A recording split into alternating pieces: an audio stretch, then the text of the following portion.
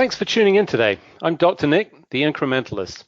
Join me as I seek out the small incremental changes being applied in other industries that we can learn from and that can be applied in healthcare. Can these changes bring immediate value, but also add up to the big improvements and revolution we need in healthcare?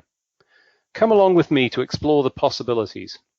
My innovative guests from around the globe have used small incremental improvements to achieve their moonshot. And today, as I am every month, I'm delighted to be joined by Dr. Craig Joseph. He's the Chief Medical Officer at Nordic Consulting Partners. And as usual, we'll be talking about news you can use. Craig, thanks for joining me today. As always, it's a pleasure. This month, for once, we're probably not going to consume everything talking about COVID-19. We probably need to just sort of cover off the highlights, maybe.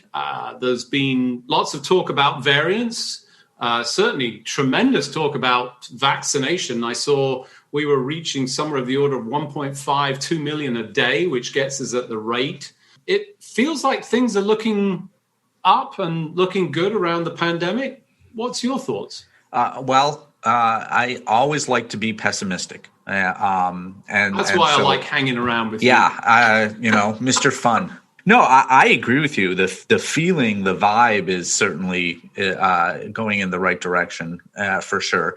Yet, we should not get ahead of our skis, and we certainly easily could. And there's a question about if Europe did already, but I think the variants are a concern. And again, we're talking about normal mutations that happen very commonly with the RNA type viruses and sometimes they become more virulent, more able to attack humans. And so far, knock on wood, that's me knocking on wood, we're pretty good. And the vaccines, like you said, I think last week we had 3 million on one day. On one day, we got up to 3 million vaccines administered in the United States, which is crazy good. And so that is all great. But we're running into vaccine hesitancy. And so I read somewhere about half of healthcare workers are vaccinated,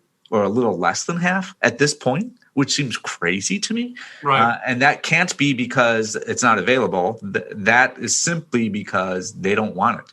And so that's a bit concerning.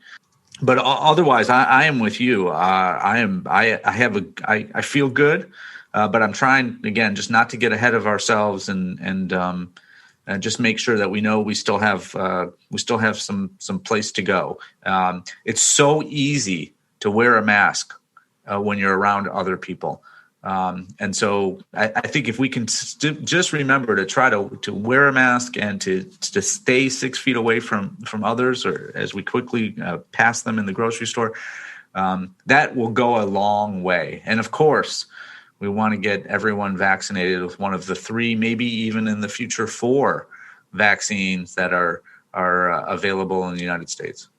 Right. And, to be clear, I think the last time I looked, 11 possibly that have been approved worldwide total. And some of them may not ever get approved. They may not be necessary. But the good news from a worldwide perspective, a couple of comments around vaccine hesitancy. I think people confuse vaccine hesitancy with vaccine resistance. I think those two are different. I think people are a little bit concerned. Those are possibly, genuine concerns that arise from lack of understanding, concerns over the speed, as an example. Lots of people have addressed this, but I think it's important to sort of face that head on. I agree with you. The 50% is surprising. And what I'm hoping is that, with increasing numbers, that we've got large numbers. Imagine 3 million people on a single day. What an incredible piece of data that is, because we'll know what the side effects, at least, from an anaphylaxis standpoint, because that's pretty much on the same day. It's, within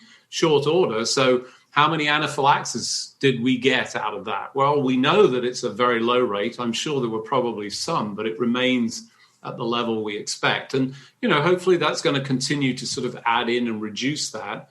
The other thing that I heard around this is that that vaccine hesitancy has been sort of attributed to specific groups. And it turns out that that's not actually the case. In many cases, it's just lack of access, this inequity in access, which I think, we've got to address. But I'm with you, 3 million a day. But, let's not get ahead. The NPIs, stay focused. It's just a short little more of a journey to go. And I think we're in really good shape. And I can't believe we're at this point this quickly, quite frankly. And I know it doesn't feel that quick having sat in the matrix for this long. But, the good news is it is, and we're emerging. And by the way, it's springtime, which is a perfect time to emerge from the matrix, in my view. So Agreed. All good news. Let's move on to some of the other things. And actually, related to that and, inequity, I know you looked at the ECRI organization, the quality controls. They were talking about top 10 concerns of patient safety. Tell us what you found, because I think there was some real surprises in there. Well, I thought it was quite surprising. Typically, you hear about diagnostic problems where doctors or ordering problems where doctors order the wrong medication or do the wrong procedure. That kind of thing is a patient safety concern. Their number one concern was racial inequities, and I just think it's a telling statement on where we're at, that huge segments of our population don't have the same access to quality medical care. They don't have access. Just thinking about telehealth and what we've had to do because of the pandemic, or in spite of the pandemic, people who can't go to the doctor's office because it was closed or because they didn't feel comfortable, could go online and talk with physicians that way. Well, you can't do that if you don't have access to the internet. You can't do that if you don't have the technology that you need in your house in order to, facilitate that kind of connection. And so, so many things kind of go back to these inequities, racial inequities in the United States, and you don't really think about it from, at least I didn't really think about it from a patient safety standpoint, but it completely makes sense to me. And I'm glad we're talking about it. Certainly, I don't think anyone has the easy, quick fix for it, but talking about it, identifying it, acknowledging that it's there, I think is super important, and I'm glad that they've called it out. They've also got other things too, like telehealth not being as secure as it should be, and the possibility of someone hearing or being able to view conversations. Those kinds of traditional things. Interesting. So that shows up as a patient safety issue from that. Yes. Wow. Yes. And again, there are the common ones that are still, that have always been around from a patient safety standpoint. Improperly identifying someone. If imagine if I confuse you with another Nick, and you're not able to give me a history or a complete history, and I said, well, here it says that he doesn't have any allergies, but in fact, you do have allergies. So those kinds of things are still with us and will always be with us.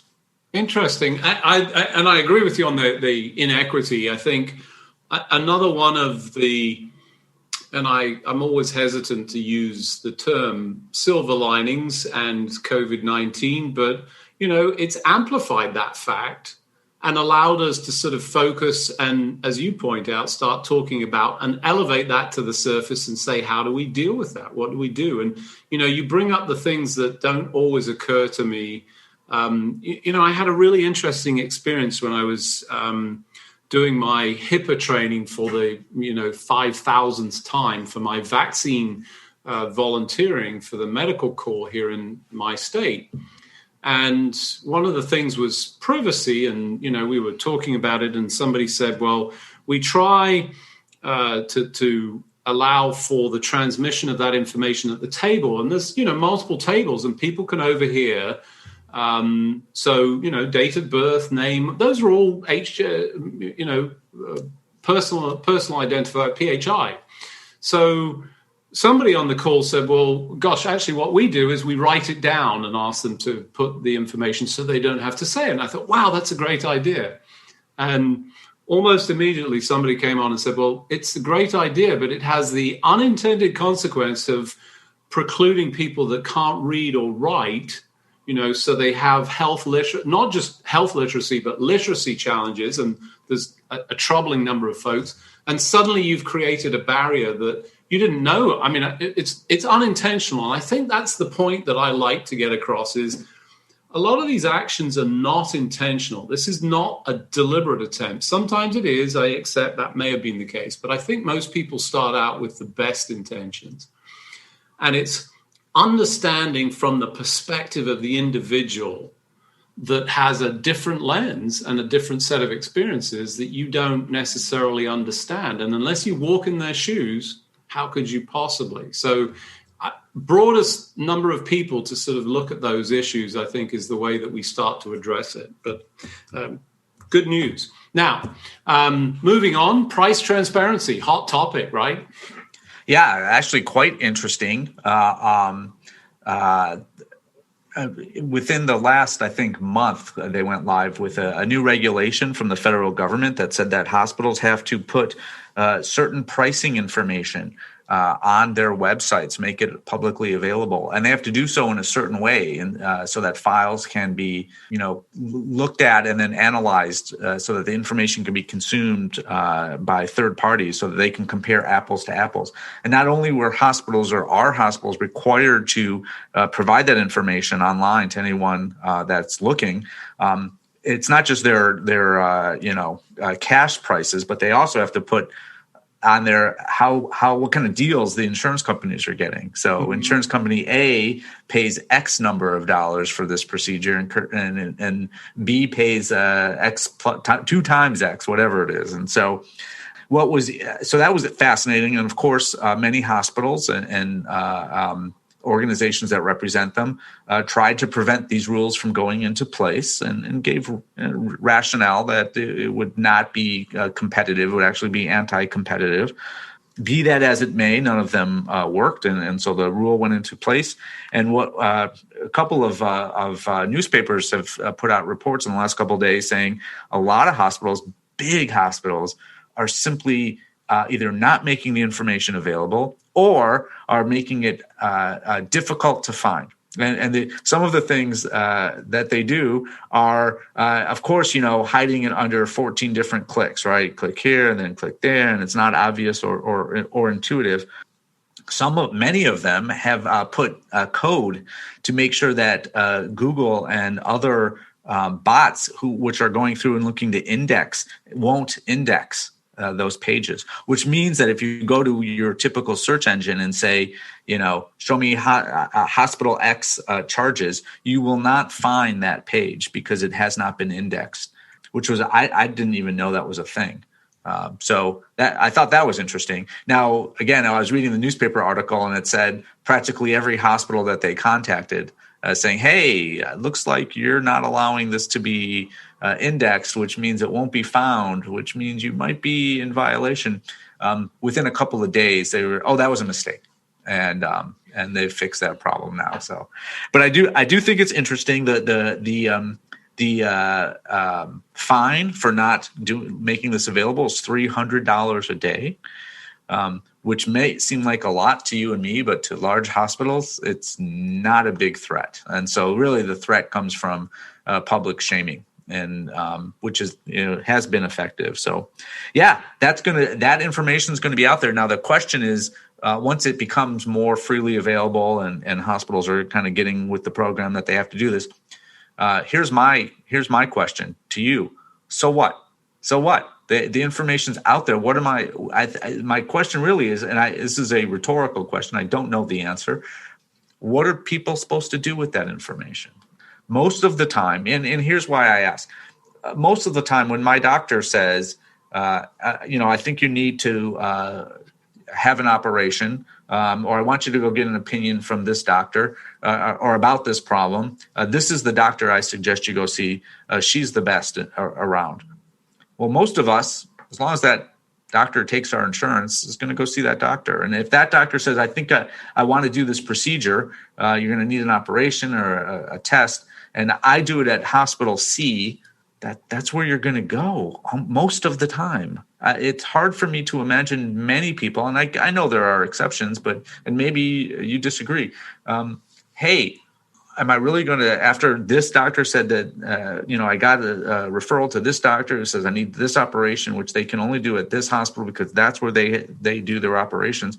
Am I not going to go there to save some money? Am I going to be able to actually compare apples to apples and understand what the procedure number is? And will I understand the significance of the fact that it's not only that procedure, right? So that's the charge that the hospital might drop, but the surgeon's going to drop a charge, which might be different if I go see a different surgeon. Yeah, so I am going to push back. I mean, I understand your position. I've heard it. You sound a little bit like some of the pushback on, well, what's the point? We don't need it, whatever. But there's a couple of points. So you already mentioned one of the data points that I think is highly valuable. If I'm going in for, and let's pick an emergency procedure that I've really got not a lot of choice potentially. So I'm going in for an appendectomy because I've got right upper quadrant pain, McBurney's sign, CT was positive because they do that now. That was kind of a shock to me to discover just recently, doing the CT for appendix, but apparently that happens. Anyway, so I have it and I've got no choice.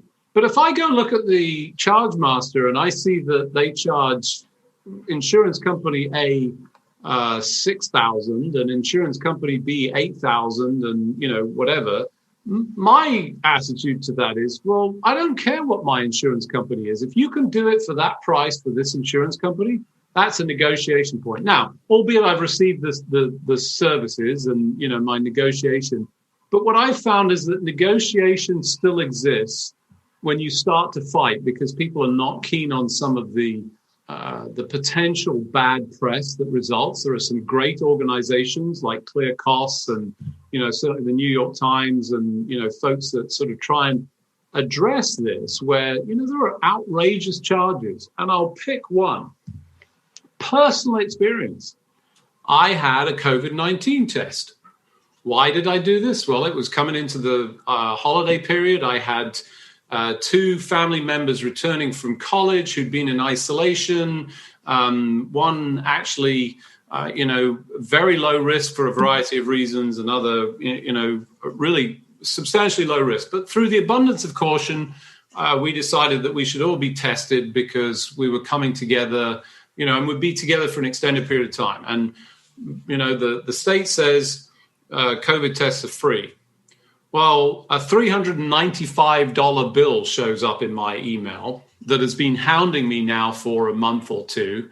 And I'm of the view that that's not acceptable, and I'm fighting it. And what's interesting is now suddenly they've gone a little bit quieter because I pushed back and I provided them with, links. Now, all of that requires, and what it does do, in my view, is expands the inequity because that requires having a PC, printer, email, all of those things that are very difficult. Also being able to put together, a substantial case. And, so we do need advocacy for it, but it opens the door. And I've got one other additional point that I think is really important, relevant to this. One of the cleverest pieces of AI that I ever saw was for those ridiculous EULAs, end user licensing, user license agreement. Thank you. So you click through and it's 17 pages. And you've given away the rights to your wife, children, money, house, the whole thing, and you don't know it. And somebody set up an AI tool that actually went and looked at all of these and produced all the summary points that are entirely relevant in, like 6 bullets. And you could run all of these EULAs through an AI. And I'm thinking the same thing might happen with the charge master, even with this inequity, so that you can go do this quickly and shop around. And, if somebody's willing to give you a deal, you'll go for a deal. Why would you not? That's the American way. Now, Mr. British man would say, well, this is ridiculous. Just go to the doctor and do what you're told. Well, That's very proper of you, Mr. British man. I was being a little bit argumentative. I would say that your AI, you're on to the right track. So to me, the who cares is not so much. I think you're right that you could use this information to try after the fact, especially if you didn't have a say. That makes sense. But to your point, most people are not going to do that. Some are. But I think most people aren't going to realize that they could do that.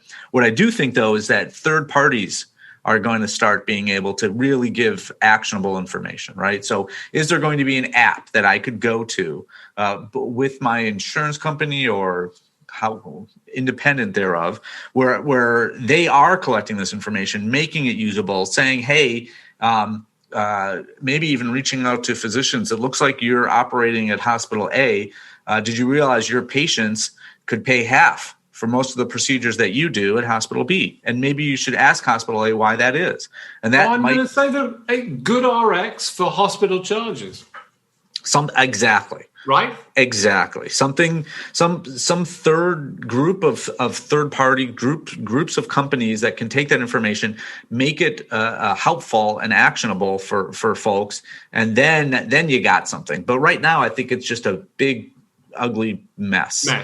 Yep. But I agree with you. It's absolute more information. To me, it kind of reminds me of maybe real estate and buying cars. Back in the day, 20, 30 years ago, you're totally at the mercy of the car dealer and the real estate agent because they had access to the pricing and they had access to power. Right. And now I have that as well as they do. And I remember that accessing the Kelly Blue Book was that secret book. It was a physical book too. Or the multiple listing service, MLS, right? MLS, yeah. How was I to possibly know what houses were for sale and what their square foot per square foot charge? Right. Exactly. So once that information's out there, granted, but it does take a while for the Zillow to come along and for other pieces of information, so that now these vendors have to, real estate agents and car dealerships.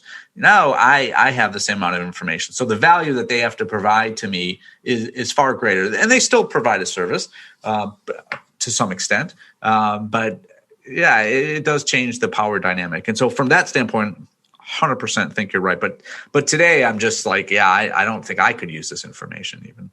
And I think I'm pretty skilled. You'd be challenged to actually interpret it. All right, we've got a couple of minutes left. I wanted to quickly get to the telehealth, and we're potentially seeing the end of the pandemic, the emergency sort of circumstance. There's certainly some talk about, will we continue to have access and the same opportunity to get telehealth services? Yeah, my hope is that the genie is out of the bottle and it cannot be put back in. But one thing, kind of actually taking us back to the beginning and talking about inequities, is it seems to me quite likely that telehealth with video visits will continue to some extent. It's so convenient for so many people, for so many visits. Yeah, not for everything, of course, but for many things, you don't really need to be there and actually be touched by a physician. I want to throw out telephone calls. So today, it's all the same. So the physician, whether they talk to you on the phone or whether they look at you over with a camera, it's the same chart. And actually, whether they see you in the office, it's all the same. Everyone's being reimbursed the same amount of money. But there are those, again, as we talked about, who don't have the technology. And if we said, well, telephone calls don't count anymore, and so you're out, you'll have to go to the office, then you're right back to where you started, which is not a good place. And I want to throw out, since you brought up a personal experience, I was just talking to a physician yesterday, one of my physicians yesterday, and it was supposed to be a video visit. And all of a sudden my phone rings and it's the physician saying, I can't figure this out. I'm having some technical problems on my side. So can we just talk over the phone?